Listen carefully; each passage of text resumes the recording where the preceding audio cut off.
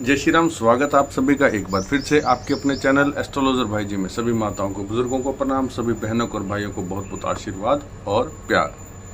दोस्तों, आप किसी चीज़ को जब पाने के लिए सपना देखते हैं ना, आप कोई चीज़ हासिल करना चाहते हैं या आपकी कोई सपने हैं, आपकी कोई इच्छाएं हैं, वो आपके चाहने से नहीं होती।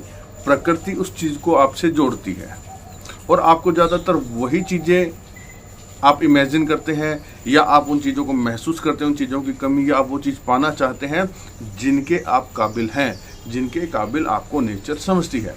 आपको सिर्फ अपनी उस चीज़ को पाने के लिए अपना टारगेट, अपना लक्ष्य फिक्स करना होता है। हम सोच के रह जाते हैं कि नहीं, हमारे बस का नहीं है, नहीं हो पाएगा, वही हम मार खाते हैं, वही हमारी कमी होती है।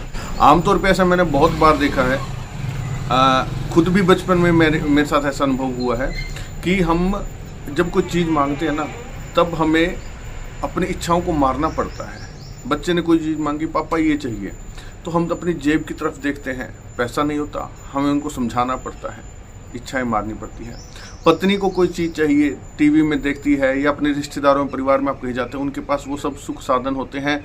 जितना मेहनत आप करते हैं उतना ही वो कर रहे हैं, उनके पास होता है और आपके पास नहीं होता। वहाँ भी पत्नी अपनी इच्छाओं को मार लेती है, कोई बात नहीं, मेरे पति की आर्थिक स्थिति ठीक नहीं है। आप स्वयं भी जब देखते हैं आपके साथ वाले तरक्की कर रहे हैं, आप वहीं के वहीं हैं, तो वहाँ आप अपनी इच्छाओं को मारते हैं कि शायद मेरी किस्मत में नहीं। किस्मत में ये सब कुछ है, आपको सिर्फ एफर्ट करना है, आपको अपने को जो है, खुद को जो है उस लायक बनाना होता है। आज जो मैं आपको उपाय देने जा रहा हूँ, इस उपाय से प्रकृति आपकी मदद करेगी, आपके अंदर वो एनर्जी आएगी और आपके वो सारे रास्ते खुल जाएंगे जो आप उन चीज़ों की तरफ बढ़ना चाहते हैं, जिन चीज़ों के लिए आप अपनी इच्छाओं को, अपने बच्चों की, अपनी पत्नी की, अपने परिवारजनों की, माता पिताओं की इच्छाओं को मार रहे हैं।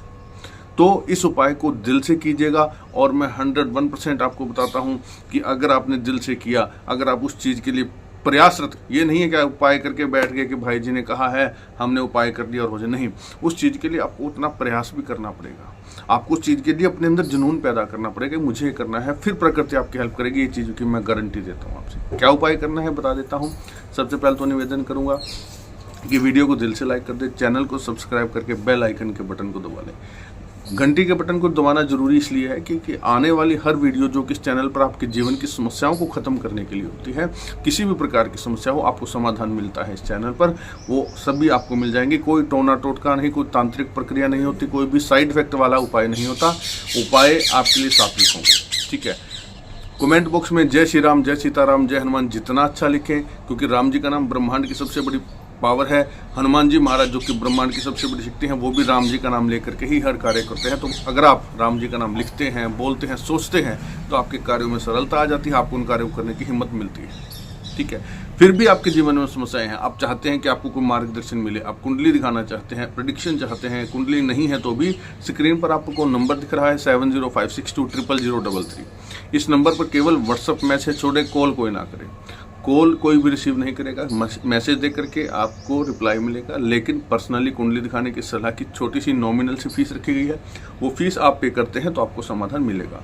जिन भाई बहनों की फीस आ चुकी है पिछले दिनों में, सावन की वजह से थोड़ा सा काम स्लो हो गया है प्रेडिक्शन का, तो विश्वास रखें, उनकी फीस सुरक्षित है। उन जिनकी पेंडिंग चल रही है उनको जल्दी ही उनका समाधान दिया जाएगा। थोड़ा सा सब्र रखें, क्योंकि सावन के कारण थोड़ा पूजा पाठ में अधिक व्यस्त हैं, भाई बहनों के संकट निवारण में लगे हुए हैं, तो इसलिए निवेदन कि थोड़ा सा धैर्य रखें। चलिए उपाय की बात करता हूँ। आपको ये उपाय शुक्ल पक्ष अमावस्या के बाद किसी भी दिन से शुरू कीजिए। देखिए, जब चंद्रमा बढ़ता है तब प्रकृति की शक्तियाँ भी बढ़ती है। तो चंद्रमा हमारे मन का कारक है, हमारे मन के अंदर पॉजिटिविटी लाता है, तो इसलिए शुक्ल पक्ष से शुरू करें। आप चाहे तो अमावस्या के अगले दिन से शुरू करें, ठीक है। आपने क्या करना है, एक छोटा सा रात को सोने से पहले, ठीक है, बिल्कुल रात को सोने से पहले जब सभी कार्यों से निवृत्त हो जाएं, तब आप छोटी सी सफ़ेद रंग की कागज़ की स्लिप लीजिए, बिल्कुल वाइट हो, ठीक है, बिल्कुल छोटी सी। उसके अंदर आपने क्या लिखना है, स्लिप के अंदर 888 3 बारी आपने लिखना है 888, और उसके नीचे अपनी जो आपकी इच्छा है यानी कि अगर आपको धन चाहिए, आपको पैसों की आवश्यकता है, तो वो अमाउंट लिख दीजिए। आप कर्ज से परेशान है तो कर्जा, मतलब जो भी चीज़ आपको चाहिए एक शब्द में आप उसको, कम से कम 1 या 2 शब्दों में उसको आप लिख दीजिए। ये नहीं कि पूरे स्लिप को आप भर करके गंदा कर दे, नहीं, 8 लिख करके उसके नीचे आप अपनी उस मनोकामना को लिख दीजिए। और इस स्लिप को सोने से पहले आलती पालती मार करके बैठ जाइए। अगर घुटनों में दिक्कत है, आलती पालती नहीं मार सकते, तो पैर सीधे करके बैठ जाइए, कोई बात नहीं। इस स्लिप को इस प्रकार अपने हाथ में पकड़ें और अपने विश को कम से कम 3 बार पूरी शिद्दत, पूरे दिल के साथ अपने मन में रिपीट कीजिए, ठीक है। और रिपीट करने के बाद में मन के अंदर भावना ये रखने की चीज़ आपके पास आ रही है, ये नहीं कि आएगी कि नहीं आएगी, कोशिश कर रहे, नहीं, पूरे विश्वास के साथ कि वो चीज़ आपकी हो चुकी है। उसके बाद इस स्लिप को अपने पिलो कवर, तकिए के कवर के अंदर डाल करके आप सो जाइए। बस इतना सा काम है। नेक्स्ट डे रात को फिर आपने यही काम करना है। वो स्लिप उसके अंदर ही है, नई स्लिप लेनी है, उस स्लिप पर वही चीज़ लिखनी है, वही मनोकामना लिखनी है और उसको आपने पिलो में डाल के छोड़ देना है। कंटिन्यू आप 28 दिन इस कार्य को करेंगे। ध्यान दीजिएगा, 28 दिन, ठीक है। 28 दिन जब पूरे हो जाएं, आपने प्रोसेस सेम रखना है, समय सेम रखना है, अपने घर में ही करना है। ये नहीं कि आप और कहीं जा रहे हैं तो सोचें भाई जी हम वहीं कहीं जाना पड़ रहा है तो वहाँ कर ले, नहीं। आपका बिस्तर, आपकी शैया, आपका घर, सब कुछ वही ज़रूरी है, वहीं आपकी एनर्जी है, वहीं आपको वो चीज़ मिलेगी।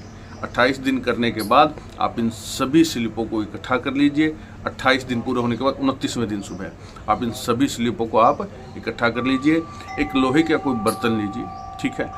उस लोहे के बर्तन में कपूर की टिकिया जला लीजिए। 29वें दिन सुबह करना है, ध्यान दीजिएगा। और एक एक स्लिप को, अपनी मनोकामना को ध्यान करते हुए अपने मस्तक पर लगा करके उस अग्नि में डालते रहिए। जो कपूर आपने जलाया है, एक स्लिप लीजिए, मस्तक पर लगाइए, मनोकामना का ध्यान कीजिए, उसमें जला दीजिए। 29वें दिन आपने ये कर देना है।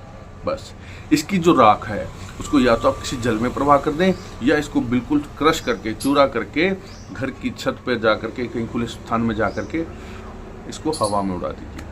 पंच तत्व में विलीन हो जाएगी। वो प्रकृति, वो नेचर आपकी हेल्प करेगी उस चीज़ को पूरा करने में। ये प्रक्रिया जिस दिन 29वां दिन हो, तो हवन पूजा पाठ कुछ भी करें ना करें वो आपकी मर्जी है, लेकिन किसी एक गरीब भूखे इंसान को भोजन अवश्य करवा दे, नगद पैसा ना दे, भूखे इंसान को बढ़िया क्वालिटी का भोजन करवा दे। और चींटियों को आटा, चीनी और काले तिल मिक्स करके उसी दिन से शुरू कर दीजिए, रोजाना डाल। देखिए किस प्रकार से आपकी मनोकामना पूरी होती है। जो मेरे भाई बहन मनोकामना इस चीज़ में विश्वास रखते हैं कि हाँ ये चीज़ें कार्य करती है, प्रकृति नाम की कोई चीज़ है, वो इस वीडियो को देखें, फॉलो करें, ज़्यादा से ज़्यादा शेयर करें। पूरा देखने के लिए धन्यवाद। जय श्री राम।